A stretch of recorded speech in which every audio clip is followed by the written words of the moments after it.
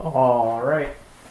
What's going on, everyone? YouTube and Nesruler. Welcome to Monday here on Body Bags. As always, I'm your host, Jeremy, aka Nesruler22, and welcome to Witch Week here on Body Bags. So, this is my third week back here. Hope you guys have been enjoying my reviews. I've been exhausted doing stuff for school. I've gotten 12 hours of sleep in 3 days, so I'm like running on fumes. So sorry if this is a bit of a shitty review, but I will be trying my best. So I actually don't have a copy of the movie I'm talking about today, which is weird because I usually like to have the movie that I'm talking about. But the movie we'll be talking about today is Haxan from the year 1922, which is a Scandinavian Swedish film.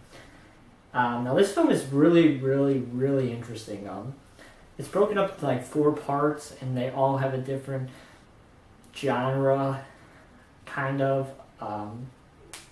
So it's really a really interesting film, the way it's put together, and the narrative structure. So I guess we could talk about each part and what's it about. So the first part of the film is in a documentary type of a style where we learn about witchcraft and how that's associated with the devil and some urban myths and things like that about witches and the devils, and we're shown some intricate paintings and things like that. It's really interesting and really well done. Really weird way to start a film in 1922, nonetheless.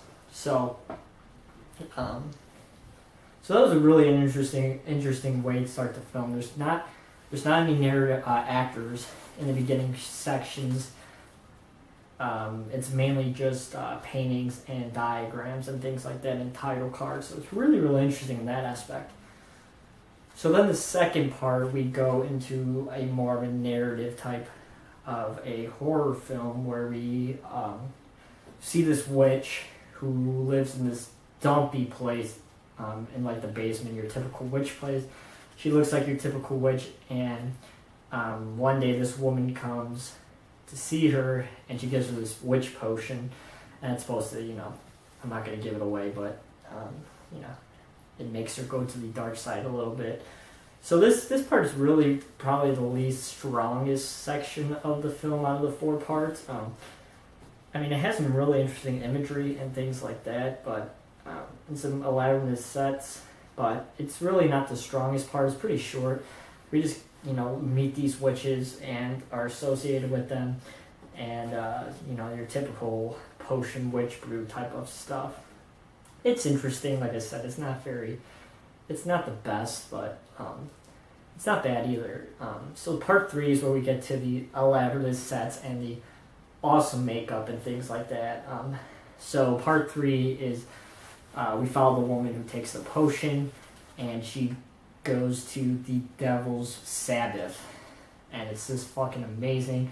You got mass, and you got the infamous nudity scene 1922, which is pretty hardcore for the year 1922 to see a full frontal nudity scene. But that part of the film is definitely my favorite. My favorite section of the film is the Devil's Sabbath. With these sets are brilliant. They're so elaborately crafted and things like that you just, this is the second time I watched it, so I was looking more in the background this time around compared to the first time I watched it back in July. So you'll see a whole bunch of little things through the extras and things like that, but it's shot beautifully. The cinematography is awesome. The sets are awesome, like I said. It really makes the film. So if you guys are bored by the first 2 parts, just wait it out, because the third part is really good.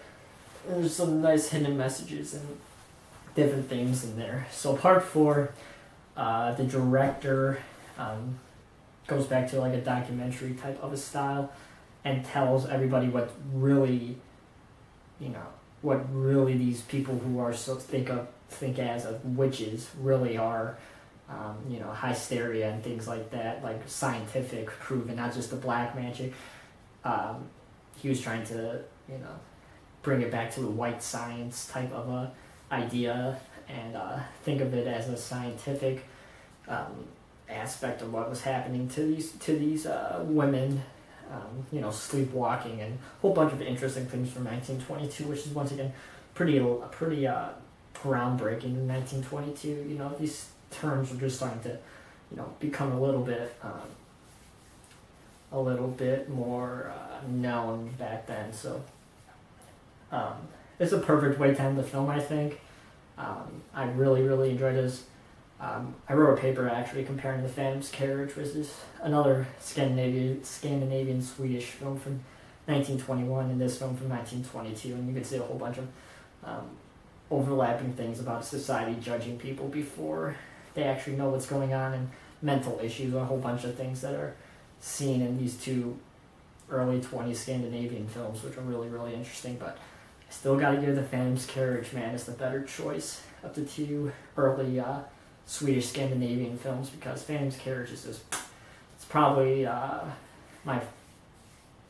one of the greatest films I've ever seen. Might actually be the greatest film I've ever seen. So, but Haxan is really solid. I highly recommend it. I give it a 9 out of 10. So check it out. It's really solid for an early 1920 film. So I hope you guys enjoyed the review. If you guys did, please give it a thumbs up. And as always, if you want to follow me on my channel, you can do so at youtube.com/Nesruler22. I'll talk to you guys next Monday with another review. See you guys.